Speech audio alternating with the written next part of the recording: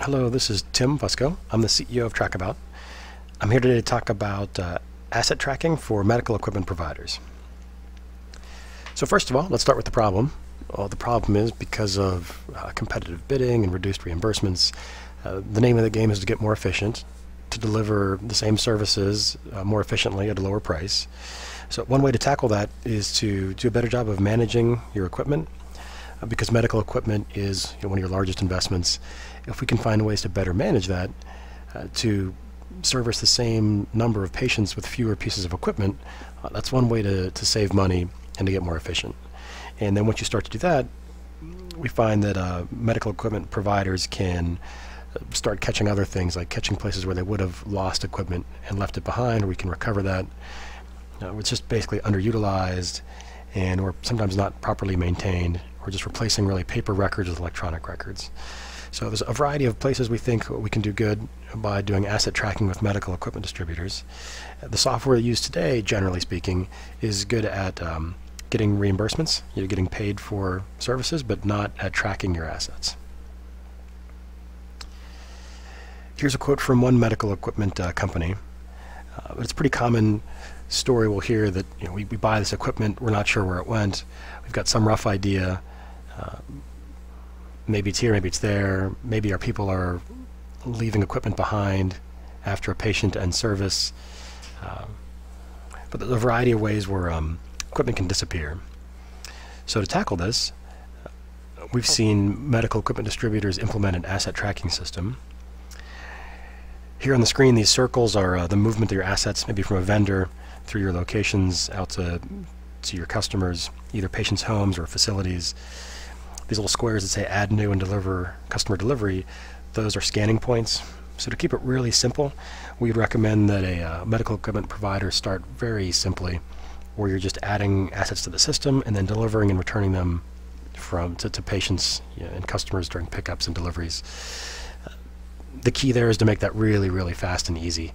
So the worker is letting the scanner kind of do the work. So they're just zapping some barcodes or some RFID tags, and they just keep moving. And that we see is what works is to start adding more and more capability as you go, and to start to replace paper records with electronic records for kind of maintenance done, internal inventories, moving things around inside of customer facilities, doing filling if you fill gas cylinders. And it can keep doing that and keep adding more and more scanning points. The basic idea here is to gradually grow into it and to find a tracking system you can do that with, where you can start very simply. You can eventually grow into it where your people leave without any paperwork in their hands. They're printing receipts if needed at the point of delivery, capturing everything electronically, getting that all integrated, and really moving to much more of an electronic world. Once you do all that, you can start to do some great reporting. So even at the simplest, just scanning back and forth to customers, you can start to see things like, here's a overdue asset search. So show me all my medical oxygen cylinders that have been out for more than 8 weeks. And for example, this top customer here, Mercy Hospital, has 15 cylinders that meet those criteria and have been out there for long enough that they're probably empty. So you can do this for any kind of equipment and start to track down things that you can go pick up and bring back and get them more productively into service. Another look, taking a look at your internal inventory. So here, show me all of my oxygen concentrators that I haven't moved in 100 days. So you can track those things down, figure out why they're not moving, and put them into more useful service. Here we're looking at the balance of a patient or customer, what equipment they have.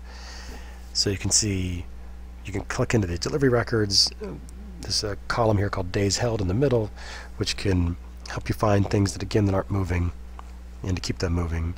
But importantly here, when a patient ends service, you know what to look for, how long it's been there, and you can track those pieces of equipment down so you don't lose them when the patient ends service. Also important would be to do some distribution reporting, so to look at how within a time range for a certain location, say, show me, sort all of my patients by who I made the most deliveries to. So in this month, I visited this first patient here 6 times and delivered and moved a lot of equipment back and forth.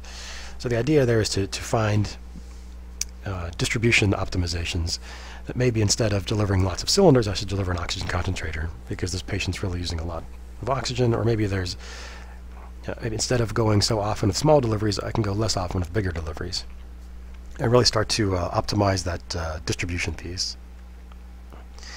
Another example here is lot tracking. To move from paper-based lot tracking to electronic lot tracking, where you can do recalls and keep track of all that information.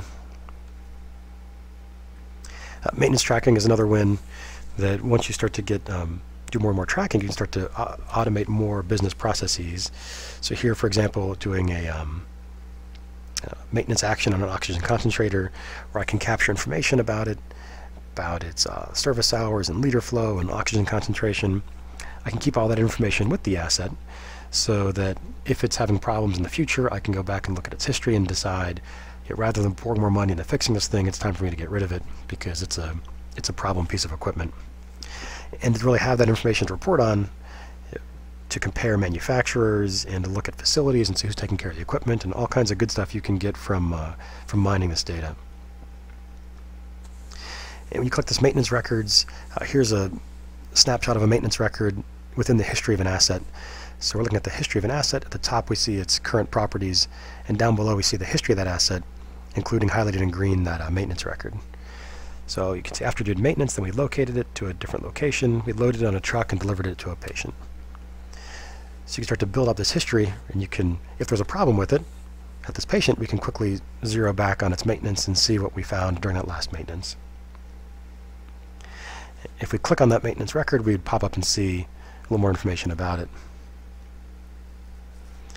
And a good tracking system should also let you set preventative maintenance schedules, so you can see what maintenance is coming due. So here's an example. Show me all of my annual concentrators that are coming due for maintenance.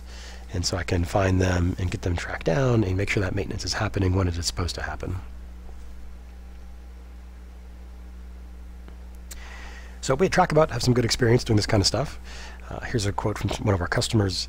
But the key here is to find a good tracking system that will be very kind of fast and easy to use, let you start simple, and grow into eventually automating more and more your business processes to help make you more efficient. Thank you.